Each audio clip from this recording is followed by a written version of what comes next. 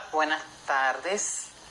Hoy en nuestro lunes de live un poco más temprano para garantizar buena conexión con la señora María Russo, que está en Venezuela, y entonces a esta hora es mucho más fácil para ella el conectarse y mantener una buena conexión. Vamos a esperar que la señora María se una para dar inicio a un tema que a muchas familias, por no decir a todas, pues siempre nos preocupa, nos angustia, y es justamente cómo vamos a hacer. Sí, qué bueno que estás en línea, bienvenida. Pues es un tema que a muchas familias nos angustia, nos causa un poco de aprehensión el entender o el saber cómo manejar las transiciones en la vida de nuestros hijos, porque nuestros hijos crecen, nuestros hijos no siempre van a ser niños, entonces tenemos que ir preparándonos para esas etapas, para saber cómo abordarlo, y qué mejor que hacerlo de la mano de una persona que no solo trabaja con personas en el espectro autista, sino que también tuvo un hijo en el espectro autista que desafortunadamente ya partió a la casa del padre hace unos pocos años, siendo ya un joven adulto. Entonces vamos a hablar con la señora María Russo en la tarde de hoy sobre ese tema tan importante. Hola, Cristian.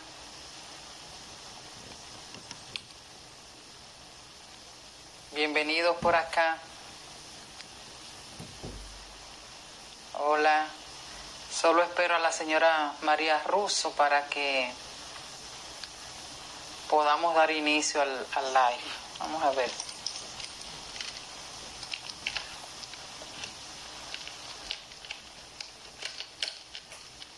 Vamos a ver.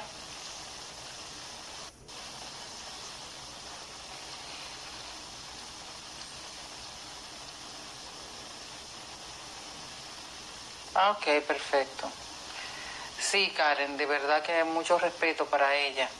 Es admirable la labor que ella hace a través de la sociedad a la que ella pertenece, aún ayudando a familias de personas en el espectro autista al día de hoy.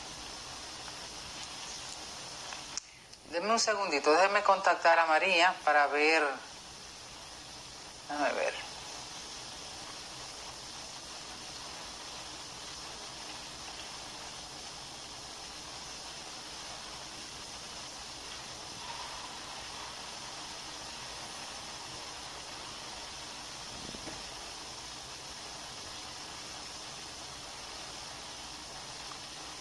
Hola, Yerel.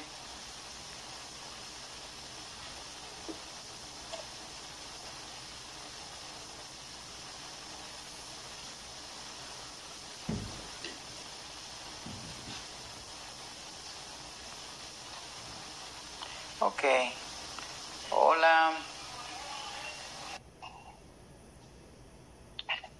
Ya está María en línea. Ya le envié la invitación, solo falta que las... ¡Hola! ¡Qué gusto! Lo logramos. Sí. Por fin, la tecnología no pudo con nosotras. Bueno, el otro teléfono no quería ayudar mucho. Pero qué bueno que estamos por acá ya, por fin. ¿Cómo está? Bien, aquí preparándome, dejando todo listo para estar contigo en este momento. Pues qué bien, gracias de verdad por tomar de su tiempo para dedicarnos sus experiencias, su aprendizaje, compartirlo con nosotros. Les explicaba brevemente que usted es miembro activo de Sovenia desde hace más de 2 décadas y que desde el año 2011 reside Sovenia. Sovenia es la Sociedad Venezolana para Niños y Adultos con Autismo, pero más importante aún, usted es la madre de Daniel. De Dani, sí. Es exacto. Para hablar de un tema de que nos preocupa a todos, la familia, de cómo ir enfrentando esa transición, porque nuestros hijos no siempre van a ser niños, van a ir creciendo, van a ser adolescentes, van a llegar a ser adultos si está en los planes de Dios. Entonces, ¿cómo ir manejando esa situación? Y qué mejor de escucharlo de usted, que tiene la experiencia no solamente con la que tuvo con Dani, sino también con la familia que maneja en Sovenia. Muchas gracias y bienvenida. Ok. Bueno, la experiencia mía duró, los 32 años que vivió Dani, ¿no? Uh-huh. Como te digo, al principio, como todas las madres, uno llega ilusionado esperando a su hijo con muchos deseos de conocerlo, y bueno, cuando empiezan a salir las cosas mal desde el principio, que nos dicen que el niño viene mal, que pudiera nacer antes, mi hijo nació antes de tiempo, y bueno, y ahí empezaron el camino empedrado del autismo para nosotros, porque mi tío, que era ginecólogo, me dijo que ya me había advertido que como él era prematuro, era posible que hubieran ciertos riesgos, ¿no? Pero uno siempre dice, bueno, a mí no me va a tocar el riesgo si no me toca. Pero sí tocó. Yo venía preparándome como toda mamá nueva y muy emocionada esperando un hijo, pues va viendo cuáles son esos hitos del desarrollo que tú tienes que esperar que tu hijo haga en ciertos momentos, y pasaban y no sucedía nada. De repente hacía algo y se emocionaba. Bueno, eso fue la niñez de Dani, ¿no? Momentos muy buenos y después otros perdía todo, ¿no? Entonces, cuando yo llegué aquí a Sovenia, él tenía 3 años, más o menos, que fue cuando diagnosticaron, pero un diagnóstico extraño, porque no lograban encajarlo en ningún lado, no encajaba como autista directamente, ¿no? Pero sí tenía rasgos, porque lo principal que él presentó, que era lo más serio, pues era que las convulsiones, él empezó con espasmos infantiles a los 6 meses. Y uno empezó el recorrido ese, a ver qué vamos a ver, qué doctor nos atiende. Y bueno, fue difícil. No sé, a lo mejor toda mamá que tiene un hijo con autismo pasa igual por todo, porque empieza el camino del recorrido de los doctores. Así es. Pero nosotros fuimos Ajá. Ese caminito fue difícil, porque el pediatra decía no, que eso no era nada, que eso era yo como era mamá nueva, estaba viendo cosas, ¿no? Pero lo que nos dicen a muchas que no es nada, que ya llegará el momento. Mamá primeriza. Pero llegó el momento, ya al año empezó ya sí fue una convulsión, y entonces sí a ocuparse, ¿no? Y ya todo venía como diciéndote que esto aquí no está bien, hay que hacer algo. Bueno, ese camino de la infancia fue bastante complicado, porque ya Dani fue un niño muy hiperactivo, bastante desconectado, y con suerte Dios me puso el camino a Sovenia, porque la gente que me lo evaluó primero ya conocía de Sovenia, pero la doctora Negrón, cuando lo diagnosticó, me dijo que ese era 1 por 10.000 en ese momento, ¿no? Yo digo, wow, que me tocó la estadística a mí 1 por 10.000, ¿no?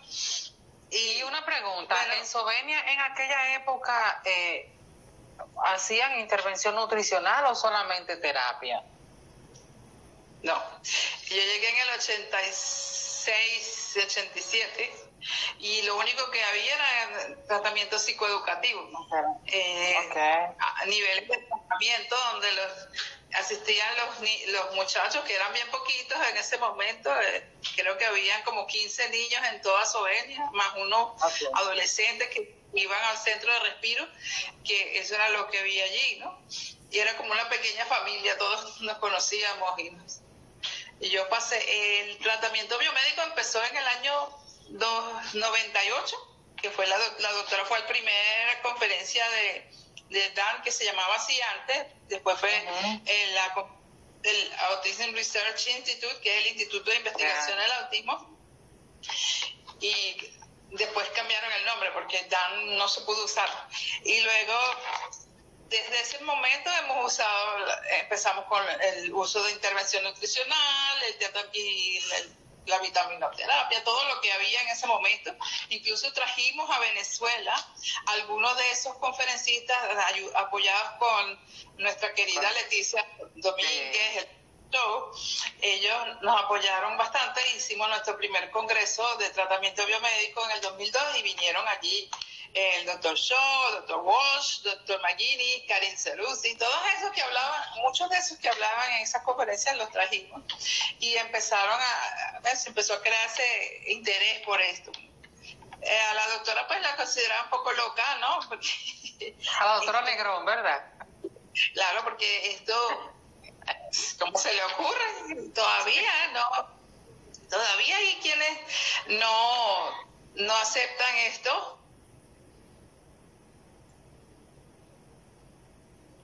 Ah, caramba, un momentito.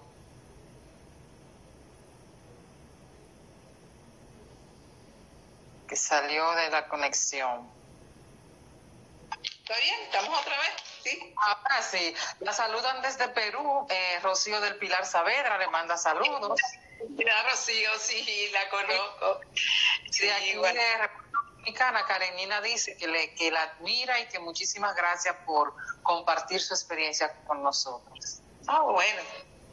Yo me considero una mamá como todas ustedes, luchadora, que está trabajando por ayudar estudiando, educándose, aprendiendo, porque es la única manera de que uno, cuando te toca un caso tan severo como el que me tocó a mí, yo creo que la única manera es buscar cómo ayudar a estar lo mejor posible, ¿no? Así en ese punto, cuando llegó el tratamiento biomédico, porque Dani lo que tomaba era anticonvulsivos y algunas que otras medicamentos para que si vitamina por aquí, ya la doctora Negrón había oído hablar de las investigaciones que venía haciendo el doctor Rimland y entonces se empezaban a usar vitaminas, pero no existía el movimiento como tal, pero sí se empezaron a hacer amagos de dieta y tratar de quitar cosas, pero no, eso no funcionó porque no conocíamos exactamente cómo era el protocolo en ese momento. Okay. Se estaba armando, ¿no? Se estaba armando. Y Dani, pues, era un niño difícil, muy difícil. Y yo veía a los otros muchachos, a los que estaban más mayores, que estaban bastante comprometidos, ¿no? Yo decía, Dios mío, para allá voy a ir yo. ¿Qué pasará conmigo? Sí. Cuando llegó lo de la intervención nutricional, que fue como que, vamos a probar esto porque ¿qué puedo perder yo? Porque es verdad que el caso era bien difícil. ¿Qué podría perder yo con probar con esto? Y resultó, pasó un tiempo porque decía, la gente tiraba la toalla muy pronto. Pasaba un mes, no le hizo nada, porque creen que de un día para otro va a ser el resultado, ¿no? Como bajar de peso o algo así, ¿no? Sí. Y no, cuando ya tenía 14 años, el doctor Walsh me dijo, cuando se hizo el congreso, me dijo, no, María, él, por su edad, ya a lo mejor no es tan fácil que veas resultados tan pronto. Tú sigue intentando, me dio una lista de intervención con vitaminas y aminoácidos, y yo lo seguía al pie de la letra. Y ahí empecé yo a ver cambios, pero ya había pasado como 2 años, pero yo no quería quitar. Él comenzó cuando tenía 14 años. 14 años, ajá. Okay. Y lo estaba haciendo mal, ¿no? Yo no estaba muy bien informada y lo iba haciendo ya sin gluten, era, bueno, cualquier cosa, pero no revisaba etiquetas ni nada. Entonces muchas de las cosas que le estaba dando seguían teniendo gluten por otro lado y los otros ingredientes que no conocía. Entonces, cuando fui al ex-DAN, conocí a Karin Cerusi y yo me puse a traducir todos sus folletos que ellos habían hecho. Y traduciendo todos esos folletos, ahí fue que aprendí. Yo hice por un lado un trabajo y por otro lado aprendí, así como aprendo mejor yo. Y se lo regalé a ella e incluso lo pusieron en su página y todo. Pero ahí fue cuando yo me enteré de lo que estaba haciendo mal. Y entonces, al corregir todos esos errores, él me empezó a mejorar más. Pero pasaron 2 años que los efectos de la dieta no se veían tan bien, aunque sí empezó a dormir, que ya era un logro. porque nosotros Sí. vivíamos. Él se pasaba caminando por la casa, deambulando o haciendo ruido. Ya no sabíamos nunca qué darle para que descansara y nosotros tampoco dormíamos, ¿no? Pero y a esa edad, por ejemplo, a los 14 años, que es cuando ustedes inician esta parte con él, ya él comenzaba, porque ya ahí está la preadolescencia. ¿Qué tal se tornó más difícil la situación? ¿Cómo la manejaron ustedes? Con 14 años él estaba bien difícil, era destructor, rompía cosas, le gustaba saltar sobre las camas y no había cama que durara, todas las rompía. Yo no iba a visitar a nadie porque él le gustaba, parece que se estimulaba con el llanto de los niños, cuando los niños lloraban. Entonces iba y los pellizcaba para escucharlos gritar. ¿Tú te imaginas? Yo no podía ir para ninguna parte. O sea, lo odiaba, pues, hasta con la familia era difícil. Ahora, bueno, después que él mejoró ya fue otra cosa, ya se olvidó todo eso rápido, gracias a Dios, y fue igualito, fue muy querido, pero esos tiempos fueron durísimos. A mis hijos, a los otros dos, yo, por ejemplo, al pequeño yo no lo pude tener en un Moisés, en esas camitas, porque Daniel no lo podía ver porque lo tiraba el Moisés, porque él le llevaba 7 años a sus hermanos. Ok. Entonces, olvídate de Moisés, nada, para la cura directo. No disfrutaron esas cosas, nada. Y la adolescencia a él le tocó en esa etapa de agresividad, de hiperactividad, de gritos, de la epilepsia, que era difícil de controlar. Y la dieta, la intervención nutricional fue el gran cambio para Dani.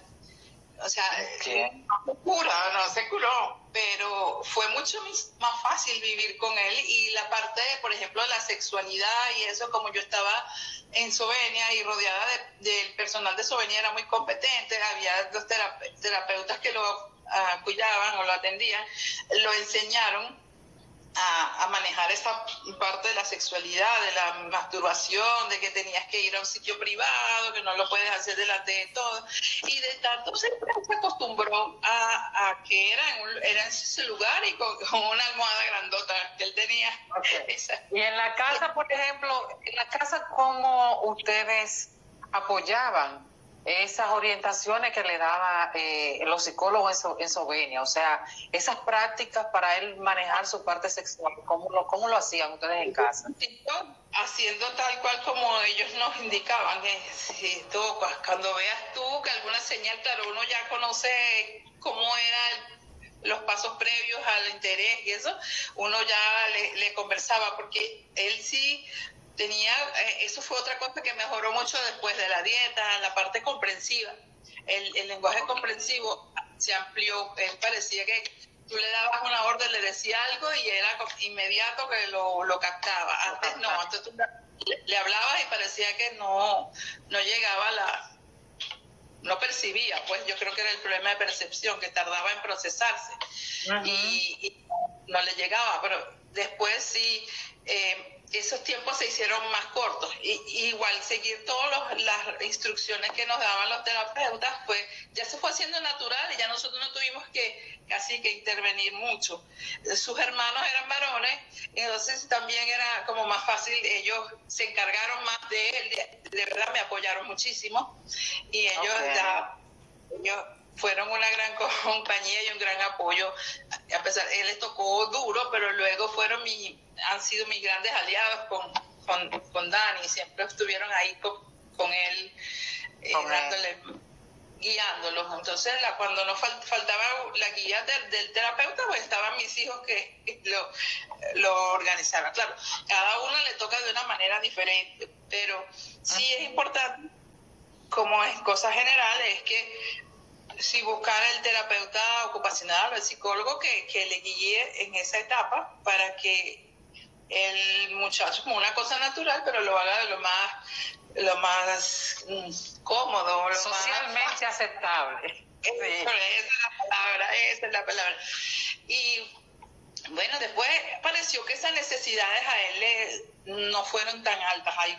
Su libido no era tan alta como a lo mejor los de otros, ¿no? Porque yo conocí, aquí en Eslovenia conocí otros adolescentes que eran mucho más activos. Él era un poquito más lento, no necesitaba tantas veces esas cosas. Y él se le fue en ese tiempo también de adolescente, fue cuando le pudimos enseñar a comer con cubiertos, y él se aprendió a comer con cubiertos, íbamos a sitios, era un placer ya salir con él, pues ¿no?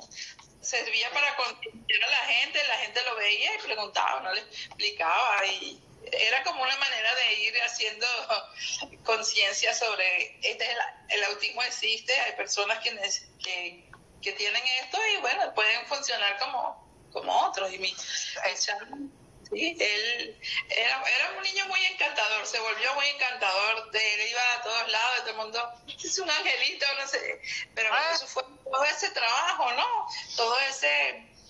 El problema con Dani fue la más dura, fue la parte del gastrointestinal. Okay. Sí.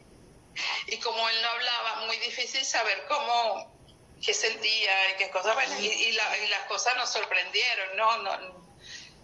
Como dice, cuando llega el día uno no estaba como nunca preparado. Sí. Así es. Pero la adultez, después de la adolescencia, siempre fue muy, muy fácil. Él era como un niño grande, en realidad, no funcionaba bajito, porque él tenía un daño cerebral denso, que afectaba justamente la zona del lenguaje, la parte articulatoria.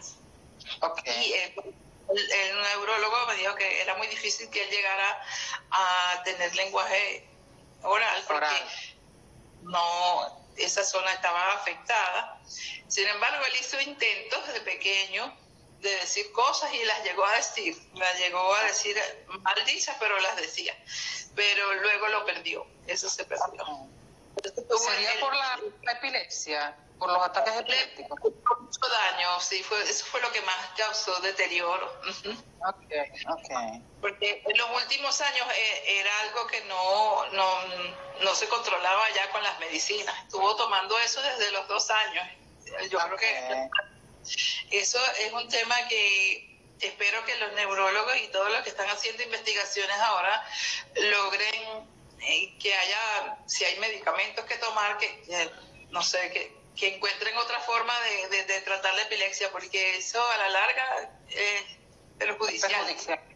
Sí. Hoy día se habla de la dieta cetogénica como en casos de epilepsia incluso. Claro, en el tiempo que le recomendaron la dieta cetogénica, el doctor, el neurólogo no lo dijo nada, no dijo eso. Yo voy a hablar de eso luego que vi unas películas o algo sobre eso, pero incluso estaba viendo la historia de él y había mención de la dieta cetogénica, pero nunca nos la llegaron a indicar para guiar, porque eso era un poquito complicado y no había mucha gente que lo manejara en ese tiempo, y eso es lo que pasaba. Entonces realmente pudiéramos decir que a ustedes se le hizo, digamos, menos difícil el proceso de la transición de la niñez a la adolescencia y a la edad adulta, gracias al cambio en la nutrición que tuvieron con él. Y al tratamiento. Sí, señor, llegó justo en ese momento.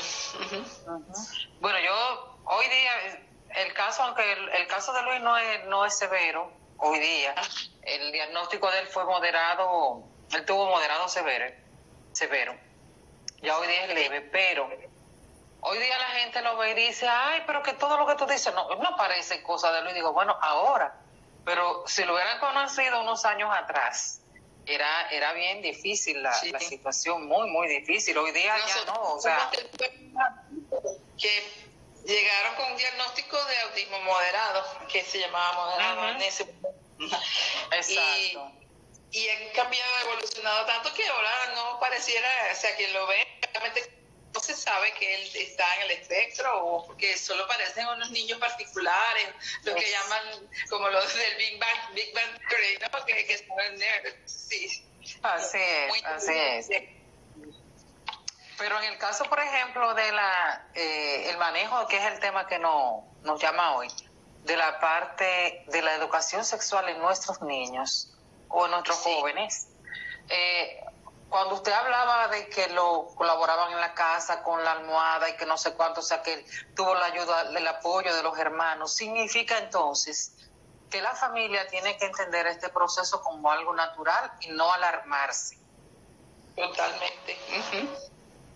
Claro. Y darle herramientas que apoyen ese proceso. Lo que aprendí yo en ese trecho de tiempo, porque yo estaba muy preocupada porque no sabía qué iba a pasar, porque yo recordaba a los otros muchachos que estaban allá que tenían episodios en que hasta tenían crisis si no iban al baño a hacer lo que tenían que hacer. Y había momentos en que era cada rato que hasta se hacían daño. Entonces, por eso que eso me asustaba un poco, ¿no? Pero creo que el tema de la transición con la dieta y eso, no sé si que tendría que ver, porque yo no soy científica para saber si eso tuvo, pero fue mucho más fácil en ese tiempo. Exacto. Y por lo que he visto, hay otros niños que conversan, que hablan, bueno, sí, quieren tener novia, tienen inquietudes de conocer chicas y se les hace difícil la parte de las relaciones, porque lo que funciona mejor, lo que más el problema es ese, relacionarse con otros que te acepten, ese no es el problema, aceptación. Claro, como Dani era severo, ya la gente lo veía como un niño severo y lo entendía, pero en otros más funcionales, allí ese es un gran problema que puede ocasionar que ellos se depriman, que se entristezcan, que piensen que nunca les va a pasar, porque cuando uno está joven piensa que todo debe ser inmediato y que no sabe esperar, pues no tiene esa paciencia. Entonces, hay que educarles también en eso de la paciencia. Sí, hay que educarlos y ahí volvemos al mismo punto que usted bien mencionó hace un rato, tener el apoyo profesional. Sí. Siempre hay de guía, porque en esos casos, por ejemplo, los que son más funcionales, que a veces se sienten rechazados, que puede venir la depresión, entonces también es un cuadro clínico que hay que atender, hay que prestarle mucha atención. Exacto, aquí nos comentan, dice, eliminar eso no se hace, si ya se está tocando, necesita educar esa parte y mostrarle dónde y cuándo es lo correcto, exactamente. Más bien dice, Dani, vamos a tu cama, vamos a tu cuarto. Eso es lo que le decíamos. Sí, eso es lo que le decíamos. Nosotros no mencionábamos para nada el evento que él necesitaba, sino vamos a tu cuarto, o acuérdate lo que te dijimos, o sí. Hay mucho tabú por el tema religioso. Algunas familias que profesan un religión más conservadora, pues ni siquiera contemplan la posibilidad de la masturbación.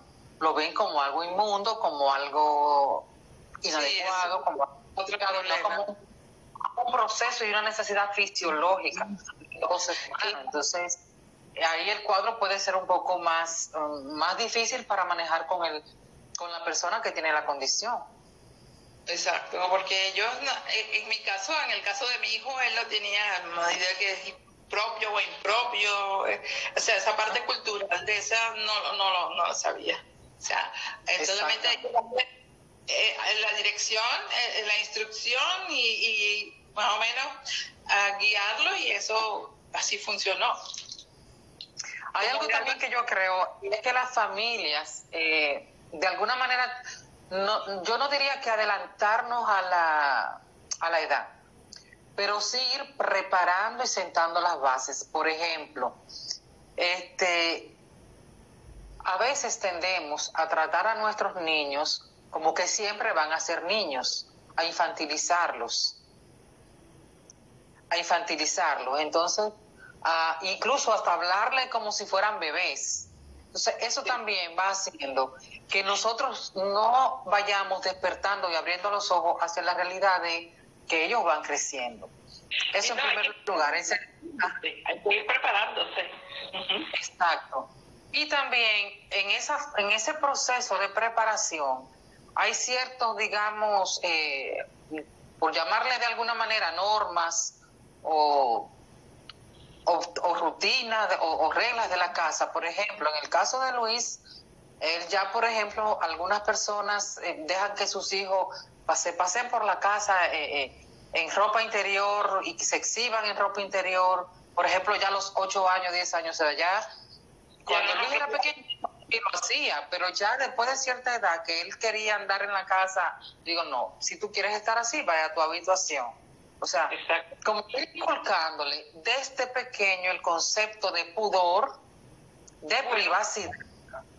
Bueno, si lo quieres decir como conducta apropiada y conducta inapropiada en las normas, de acuerdo a las normas de la casa, pero muchos de ellos no lo entienden. Si son un niño de bajo funcionamiento, como le explico a mi hijo, mira, tú no puedes andar desnudo, no lo entiendes. Entonces, lo que hay que hacer era no permitir que llegara al extremo de desnudarse, aunque hay casos en que el problema sensorial es tan intenso que ahí es que necesita una intervención mucho más terapéutica. Sí, para ayudarlo, pero si una conducta se instauró, a veces cuesta mucho eliminarla, ¿no? Porque eso siempre nos enseñaron las psicólogas y las especialistas en sobeña. Si una conducta se instaura o se permite una vez, eso se queda. Es difícil, exactamente. Cuando yo digo ir preparando justamente eso, depende del nivel, porque para aquella época, cuando yo tenía 8 años, era un caso todavía muy, muy marcado de autismo. Y tenía incluso muy poco lenguaje comprensivo y expresivo, prácticamente nada.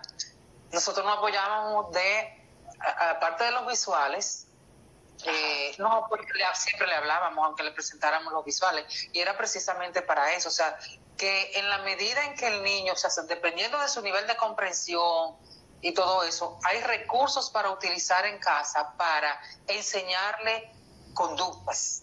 O sea, que el hecho de que no sea verbal, que sea, siempre hay una forma de hacerlo. No se puede subestimar nunca la capacidad que ellos puedan tener. La doctora Negrón siempre nos decía, las personas con autismo siempre están aprendiendo, siempre aprenden. Si tú los expones a las situaciones de aprendizaje, si le das las herramientas o le das las facilidades, por ejemplo, a los que no hablan, las pictogramas, que son los visuales, ¿no? Ajá. De alguna forma se están comunicando y lo aprenden, así sea. A veces es sorprendente las cosas que se consiguen con esto. Claro, se usan los programas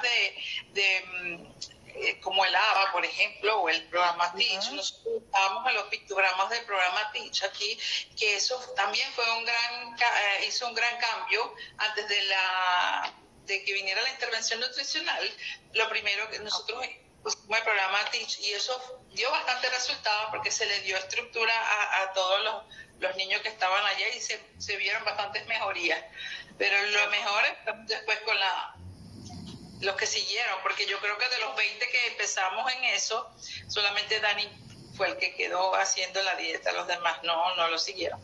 La abandonaron, Muchos son adultos que ahora pues no están en sus casas con sus papás, otros no están, se han ido también como Dani, y estaban mucho más severos.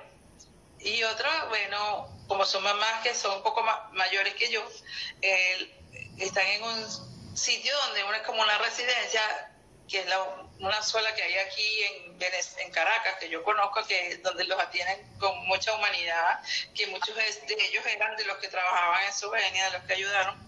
Claro, pero no se dan abasto porque es un sitio pequeño, pero eso ha pasado. De los demás no sabría decir, pero hay el temor que yo tenía era que mi hijo quedara para una institución y yo jamás lo iba a permitir. Eso no lo iba a permitir. Es un temor por lo que todos creo que llegamos a sentir, ese temor al futuro, qué va a pasar cuando yo no esté. Sí. Es un temor a todas nos asalta realmente.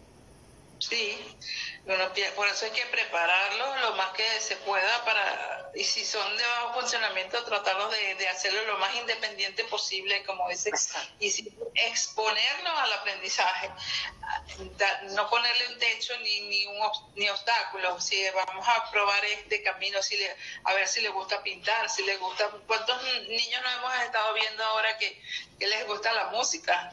Que desarrollan talento, otros que pintan. Yo conozco otros que son artistas, y bueno, naif, pero pintan y se expresan de alguna manera y están ocupados allí y les ha gustado. Siempre hay que buscar una manera de ocuparlos. Sí, y de que aprendan, o sea, siempre hay oportunidades de aprendizaje, eso es así. Así es. Yo hablo desde el lado de la parte de los que son más bajo funcionamiento, ¿no? Claro, los que los otros tienen otros problemas distintos que también necesitan bastante atención, que no son fáciles, que yo pensaba que eran hasta más difíciles muchas veces, porque es un reto muy grande tratar de explicarle al mundo a estas personas, ¿no? Que el mundo va como en contra tuya, tú vas por un lado y el mundo va en otro. Los de estas personas que llamamos Asperger o de alto funcionamiento, que a veces sufren mucho. Aquí tenemos un grupo de muchachos que han creado una fundación y se están dando apoyo, y es muy bonito las cosas que ellos han logrado apoyándose. Ay, qué bien. Sí. Qué bien. Qué bien. Sí, realmente, y sé de algunos casos donde ellos han podido expresar cómo se sienten, o sea, que sienten el rechazo, que sienten que no encajan, que no lo entienden, y eso es un tema también que hay que prestarle mucha atención por la depresión. Sí, y hay que enseñar habilidades sociales, que esa es la otra parte para eso existen en las historias sociales, los grupos de habilidades sociales para darle herramientas para más o menos poder estar en un ambiente de neurotípicos, pues, que los entiendan y que Aquí había chicos grandotes en la universidad y que lloraba porque me acuerdo que lloraba con la doctora que le decía que es que a ellos no les interesa que yo juego con Nintendo, videojuegos, y que a ellos no les interesa. Entonces la doctora dice, pero es que tú no ves que a ellos no les interesa eso, tienes que hablarles, llegarles a ellos. Y bueno, y ella les decía que tienes que buscarle la forma para que seas amigo de ellos. Haz algo que a ellos les guste para que se te acerquen. Y hacía esos grupos de jóvenes donde ellos hablaban de sus problemas y ella les guiaba con un psiquiatra o un psicólogo que era el que les daba las herramientas o los tips para ellos poder lidiar con el mundo exterior, digámoslo así. Sí, exacto. Y allá en Eslovenia, en esos casos, por ejemplo, que usted comentaba hace un rato, de chicos cuando tenían la necesidad de masturbarse, que hacían crisis, cómo lo manejaban. En el caso de las hembras, cómo era el tema, porque, no sé, a mí me parece incluso un poco, no sé si más complicado, pero sí un poco mucho más difícil por el tema de la menstruación, de la higiene. ¿Cómo manejaban ustedes eso allí?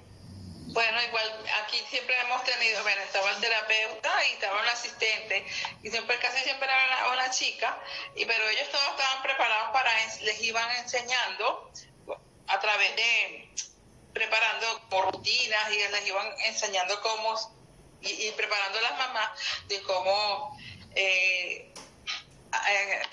acostumbrar a su hija a lo de el cambio de la... O sea, pero había muchas que eran muy severas. Las de mejor funcionamiento aprendían solas y más, si ya más o menos los iban llevando. El problema eran las que eran de bajo funcionamiento, que muchas veces eran hasta más afectadas que los mismos chicos que estaban aquí. Eran pocas. El autismo en chicas, severo en chicas, era bastante menos cantidad, menos frecuente, y no tuvimos tantas, pero las que tuvimos estaban bien. Okay. Había una que que no quería vestirse, era un problema, que se quitaba ropa en medio, entonces teníamos que estar todo el tiempo, quita y pone, quito, era todo el tiempo esa batalla, pero no sé qué habrá pasado, al final esas niñas quedaron en sus casas, no salen, no las sacan, porque no siguieron la intervención, no siguieron más con el tratamiento, como los papás como que tiraron la toalla, lo dan por perdido. Yo nunca pienso que uno puede dar por perdido a nadie mientras está vivo. Así siempre hay algo y siempre que haya yo siempre digo, siempre que hay una oportunidad, aunque sea mínima de mejoría, hay que seguir en el camino y buscar alternativas, porque siempre hay. Ahora hay muchos grupos de padres, muchos padres que ya han pasado por tantas cosas y esos papás son los que apoyan a otros, ¿no? Exacto. Les enseñan, ahora que la tecnología nos ayuda tanto, hay grupos de madres, de padres que no sé qué hacer, pregunta una y la otra le contesta a alguien que ha pasado por lo mismo, le da los tips a ver si te funciona, porque lo que le funciona a uno no siempre le funciona al otro, ¿no? Pero exactamente. Hay que probar. Y siempre buscar la ayuda terapéutica, eso es importantísimo, no lo dejen a hacerlo ustedes solos, porque no, a menos que uno sea psicólogo, y a veces cuando uno es familia, la cosa a veces no es igual. Así. Porque eres parte afectada, ¿no? Uh-huh. Y en Sovenia, por ejemplo, esa parte de enseñar a las madres y de ir entrenando a las niñas, ¿a qué edad se daba? O sea, cuando las niñas tenían, ¿qué rango de edad comenzaba ese proceso de formación tanto a las madres como a las niñas? ¿O se hacía simultáneo con ambas o era primero a la familia? El tiempo que tuvimos terapias aquí en centro, con niveles de tratamiento, porque desde que a mí me tocó, por ejemplo, desde que murió la doctora, nosotros como nos tuvimos que mudar a un lugar mucho más pequeño porque tuvimos muchos problemas y de casualidad seguimos funcionando, pero ahora ya estamos como más, es otra vez, hemos pasado por momentos muy difíciles, pero en ese tiempo sí teníamos salones de terapia. Desde que estamos aquí, lo que hacemos son como grupitos de niños más o menos de la misma edad, que se hace habilidades sociales y se trabaja directo con ellos, pero generalmente se trabaja con los de mejor funcionamiento, y las que son moderadas, pues en terapia individual se les ha trabajado, y las mamás, pues las que han estado aquí, mamás de niñas, son mamás bastante instruidas, bastante educadas, y ellas mismas han encontrado la manera de manejar esto, pues. Okay. Pero no, desde el año 2011, 2010 que nosotros nos vinimos acá, no ha habido más centro de respiro, por ejemplo. Dani estaba aquí con otros dos compañeritos en un salón donde trabajaban sus habilidades para que no perdieran las cosas que ya habían adquirido. Y bueno, salir, caminar, ver gente, eso es muy importante. No estar encerrado no es muy bueno. Exacto. No, para ningún ser humano. No. Es una parte que nutre mucho a las personas, estar en conexión con otros. Y así se ha sentado allí, como hacía él, venía y se sentaba ahí y me miraba, o se acostaba o veía cosas que estaban pasando, o los ponían a hacer algo con ensartar. Hubo un terapeuta ocupacional que lo ponía a hacer un poco de ejercicio, y bueno, eso es lo que teníamos, pero no tenemos esa posibilidad de salones de terapia. Nosotros nos hemos enfocado ahora más a la parte de diagnóstico y el tratamiento. Es básicamente lo que más nos interesa y lo que más hemos podido hacer en estos años, ¿no? Y algunas terapias de conducta, terapias de habilidades sociales, de psicopedagogía, de desarrollo, que la terapia de desarrollo es trabajar con los pequeños. En realidad se trabaja todo lo que en las áreas donde tiene déficit se trata de mejorar, y las que están mejor pues se trabajan también, pero sí, de acuerdo al resultado de la prueba, que es el PEP que nosotros usamos, allí vemos dónde tiene más necesidad y dónde tiene más fortaleza. Y entonces así, eso es lo que se hace en terapia de desarrollo. Ok, perfecto. Y así, porque nos quedan, ya me están avisando, nos quedan que se apague 15 minutos. ¿Qué recomendaciones puntuales usted podría darle a la familia para prepararse, o sea, durante el desarrollo de sus hijos, para prepararse a las etapas de sus cambios? ¿Cuáles recomendaciones se le pueden dar a la familia? Bueno, yo puedo recomendar desde lo que yo he vivido, ¿no? Porque es siempre estar como adelantada y estudiar mucho, buscar información. Ahora, gracias a Dios, hay cantidad de lugares donde investigar en español, en inglés, en todos los idiomas. Hay lugares donde uno puede conseguir herramientas para apoyar lo que usted quiera trabajar. Eso es importantísimo. Y si está siguiendo el protocolo, la intervención biomédica, que como nosotros, entender por qué se hace todo esto, por qué es tan importante que la parte gastrointestinal sea tratada, porque eso es vital. Al mejorar eso, mejoran una cantidad de cosas impresionantes, que no es manía, eso es importantísimo. Y ya la doctora Lenny González, que es parte de nuestro equipo, a quien queremos muchísimo, ella hizo una investigación con niños de nosotros y niños de su consulta de niños. 99% de las personas con autismo tenía algún problema gastrointestinal en mayor o menor grado. Y a veces no hay síntomas. Entonces, eso hay que tratarlo. Ya sabemos mucho que lo que importa es la inflamación, causa inflamación también en el cerebro, y que muchas de esas cosas se reflejan en la conducta.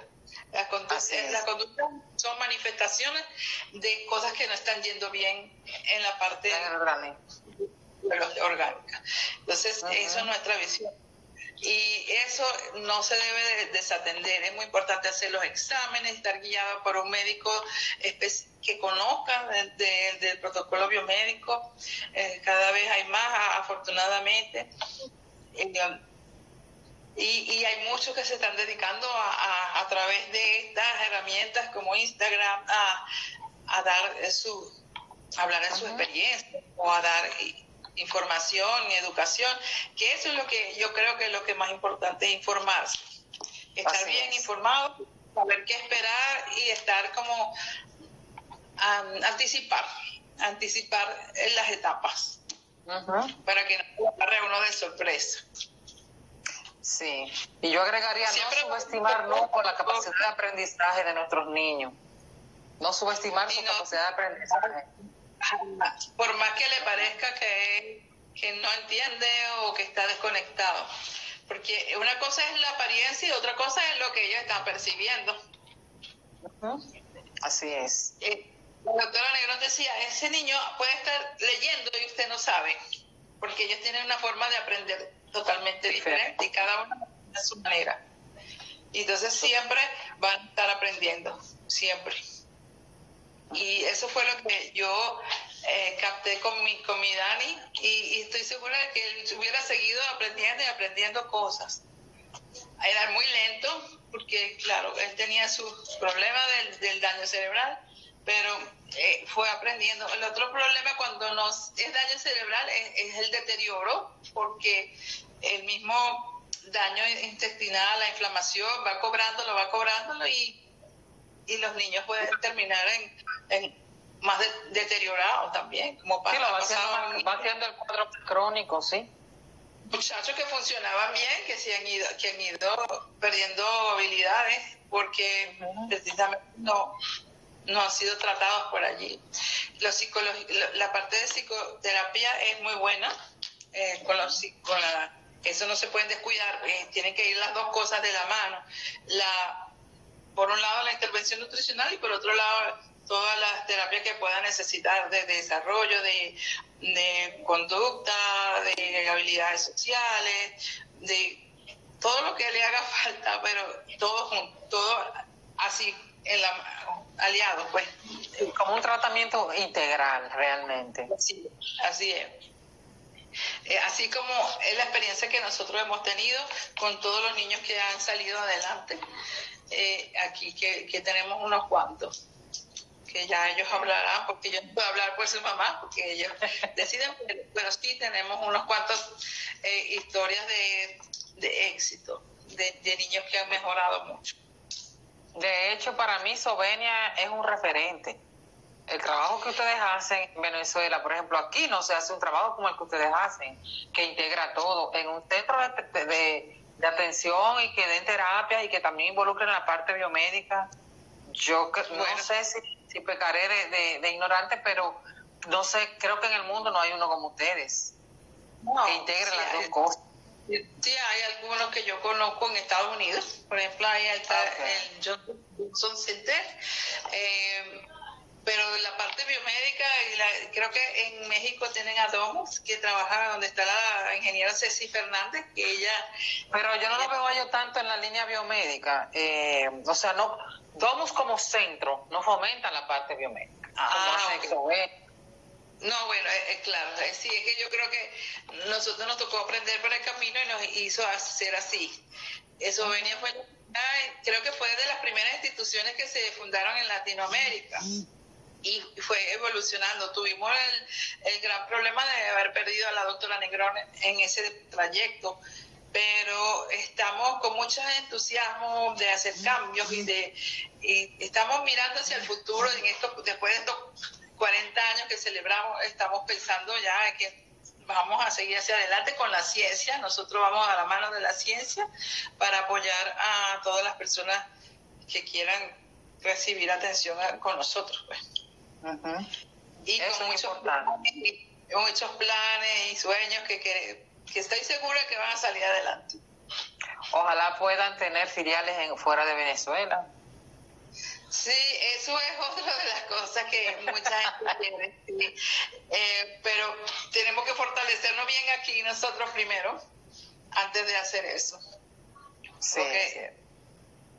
Pero en eso estamos trabajando y estoy seguro que lo vamos a lograr. Tenemos un equipo de gente muy entusiasmada, con muchas ganas, muchachos jóvenes, doctores que están enamorados de lo que hacen y todos con mucha experiencia, y estoy seguro de que el equipo va a ganar, pues. El equipo gana.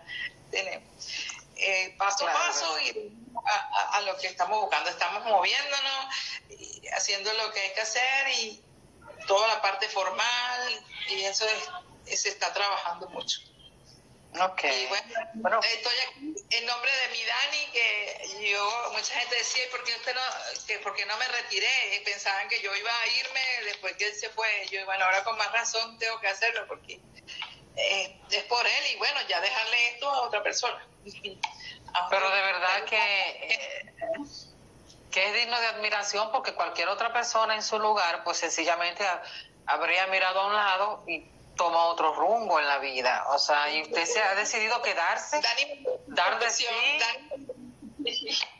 Dani me dio un trabajo y eso es lo que yo sé hacer, pues, ahora. Y tengo que buscarme otras cosas, pero bueno, muy feliz de estar aquí, y me gusta lo que hago. No es como un trabajo, para mí es mucho cariño, siento mucho cariño de estar aquí.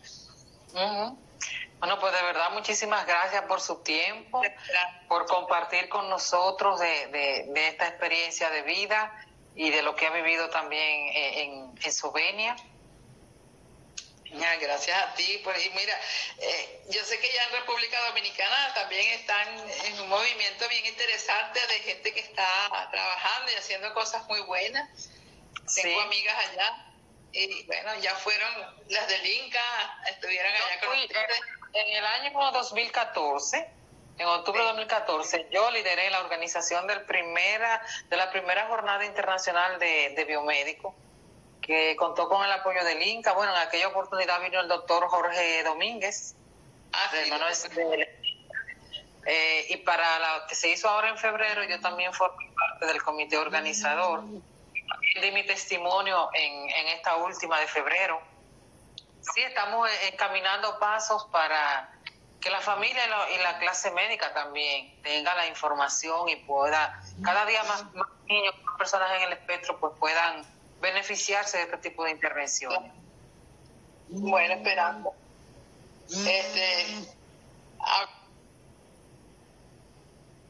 Se corta. Perfecto. Pues muchísimas gracias, de verdad. Que pase feliz resto del día. Un abrazo y gracias por haberme dado este espacio para conversar contigo. Me encantó. Un abrazo. Gracias. Igualmente. Bye bye. Gracias a todos. Chao. Chao. Chao. Bye.